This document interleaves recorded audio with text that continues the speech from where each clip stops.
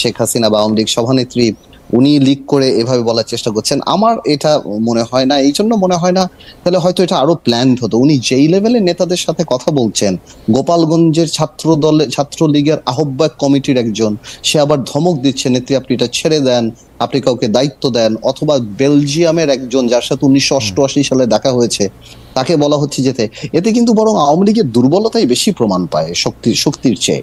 যে আওয়ামী লীগ এখন মানে আওয়ামী লীগের সভানেত্রী যখন এখানে কথা বলে এই লেভেলের লোক, আমি সিরিয়াসলি আমার মতামতটা বলি, আমার এখানে মতামত বলা দরকার, কিন্তু আমার এখনো এটা বিশ্বাস হয় না এটা মানে এটা এআই দিয়ে করা না, এটা অন্যভাবে করা, এখন এটা বিশ্বাস হয় না। ঠিক আছে, এনিওয়েজ এটা নিয়ে আমরা কথা নাই। তাহলে আপনি আরেকটা কি জিজ্ঞেস করছিলেন খালেদ? আমি বলছিলাম যে গুজব ছড়ানো এবং গণমাধ্যমের সাথে গুজবের কোন সম্পর্ক ছড়ায় যখন একটা সরকার ফার্মলি এস্টাবলিশ থাকে না, এবং বিরোধী যারা থাকে গুজবটা যারা ছড়ায় তারা যখন মনে করে যে না এই সরকারকে গুজব দিয়ে আরো উইক করে দেওয়া যাবে। এখন এটা দিস ইজ অন এয়ার, সবাই জানে যে এই সরকারটার সাথে রাজনীতিবিদদের সম্পৃক্ততা কেমন। স্পেশালি আর্মি চিফ যখন বলেছেন যে 18 মাসে নির্বাচন, তখন অনেকে খুব রিয়াকশন দিয়েছেন যে না এটা না, বাট আর্মি বলতেই পারে এই সরকার আর্মির একটা বিরাট ভূমিকা ছিল। আমি যেটা সবসময় বলি যে আর্মির ভূমিকা ছাড়া এই সরকার ওই স্বপ্নও দেখতে পারতো না এখানে বসার, প্রশ্নই ওঠে না। তো সুতরাং আর্মি একটা কথা বলতেই পারে, এবং এখানে অনেকে আবার এটাকে মানে হোয়াইট অ্যান্ড ব্ল্যাক করে ফেলে। কিন্তু আপনার কাছে কি মনে হয় না আর্মির সাথে বেঁধে গিয়েছে, উপদেষ্টা এটা বলছে। আমার খুব জানতে ইচ্ছা করে, আমি মনে করি এই ধরনের কনফিউশন যখন হয় তখন গুজব আসাটা খুবই স্বাভাবিক।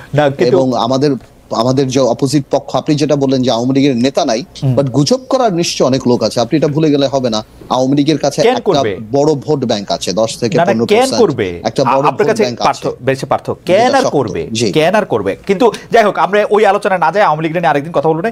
কিন্তু ঘটনা হইতেছে যে প্রফেসর ইউনূস যে জেনে বুঝে, আপনার কথা যদি আমি সত্য ধরে নিই, জেনে বুঝে শুধু ছাত্রদের ক্রেডিট দিচ্ছেন, বলছেন ছাত্ররা তাকে নিয়োগ দিচ্ছে, তো সেইটা কি আসলে তিনি একটা জায়গা তৈরি করছেন কিনা যে আর্মির অবদানটা সেটা সরাসরি বা খোলাখুলি স্বীকার না করে? আপনি কি মনে করেন যে উনি একটা, আমি ওনাকে বেনিফিট অফ দ্য ডাউট দিতে চাই। উনি ইজ আ সিম্পল পারসন, উনি পলিটিশিয়ান না। উনি কথাটা তো মার প্যাচ হয়তো বুঝতে পারছেন না। উনি হয়তো ওভার এক্সাইটেড, ওভারওয়েলড হয়ে বাচ্চাগুলো মানে এই ইয়াং ছেলেদেরকে উনি আরো প্রমোট করার জন্য হয়তো এই কথাগুলি মাস্টার মাইন্ড বা এই কথাগুলি বা রিসেট বাটন বা এই কথাগুলি উনি বলছেন।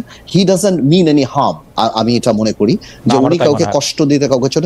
কিন্তু আমরা যেহেতু রাজনীতিবিদের জায়গা থেকে দেখি, আমরা যখন মূল্যায়ন করি, আমাদের এখানে ছাড় দেওয়ার কোনো সুযোগ নেই, যার কারণে এই কথাগুলি নিয়ে সবাই বলে আসছে। বিকজ কেউ যদি মাস্টার মাইন্ড হয়, তাহলে আমরা মাস্টার ব্রেইন, যেখান থেকে মাস্টার মাইন্ড বের হয়েছে।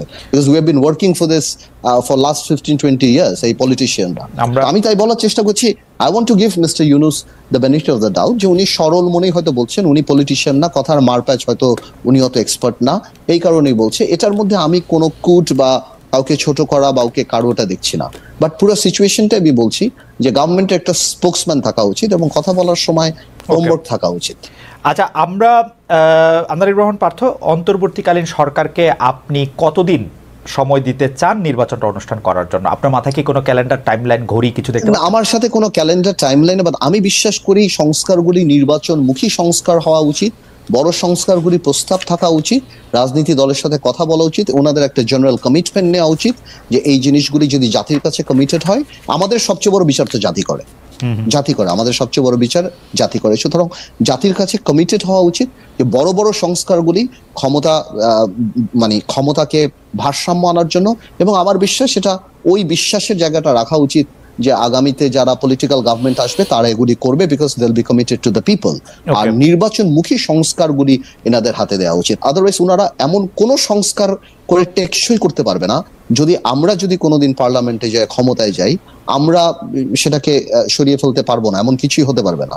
সুতরাং আমার মনে হয় আমাদেরকে সাথে নিয়ে এই কাজগুলি করা উচিত। আপনি কি কোনো একটা মানে সময় দেখতে পান যে এই সময়ের মধ্যে এটি করে ফেলতে পারে? আমার মনে হয় this should not take September থেকে ফেব্রুয়ারি আগামী বছর, আমি মনে করি ইজ আ গুড টাইম। এর মধ্যে ওনাদের করে দেওয়া উচিত, নাহলে ওনাদের পপুলারিটি আরো অনেক নিচে পড়ে যাচ্ছে। যেভাবে বাজারের দাম, সবকিছু, মানুষ ওনাদেরকে সুযোগ দিচ্ছে, কিন্তু ওনারা তখন ওনাদের মানে বলে না তখন কেঁদে বাঁচি, এই টাইপের সিচুয়েশন। সেপ্টেম্বর 25 থেকে ফেব্রুয়ারি 26 মনে করছেন আন্দালিব রহমান পার্থ। জনাব জোনেসাকে আপনি অন্তর্বর্তীকালীন সরকারের টাইম? আমি সময় দিতে চাচ্ছি না, আমি ধারণা করছি, আমি কাউকে সময় দেওয়ার জায়গায় না, আমি ধারণা করছি রাজনীতি নিয়ে।